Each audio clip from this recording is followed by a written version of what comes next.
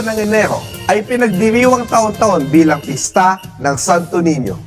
Ang pagsamba sa Batang Jesus ay pinaniniwala nagsimula sa Espanya. Kaya naman, nang mapadpad si Ferdinand Magellan sa Cebu noong 1521, dala-dala niya ang imahen ng Bambino Jesus. At noong April 14, sa araw na binyagan sa Katolisismo ang hari ng Sugbo na si Radya Humabon at 800 mga Sugbuanon, nagpabinyag sa wakas ang misis ni Humabon ng maantig dahil binigay ni Magellan sa kanya ang isang 15 sentimetrong estatwa ng Santo Niño. Ngunit, ang pagtanggap ba ng reyna sa estatwa ay nangangahulugang naintindihan niya ang Katolisismo?